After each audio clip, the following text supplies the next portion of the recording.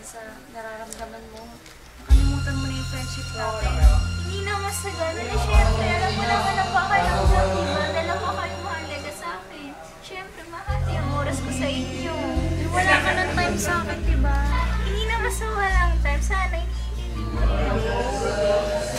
Pero sige, alam ko, may mali ako. Kasi hindi ko, pag dumating siya, kinalimutan na kita. Pero sorry na. Naman alam mo yung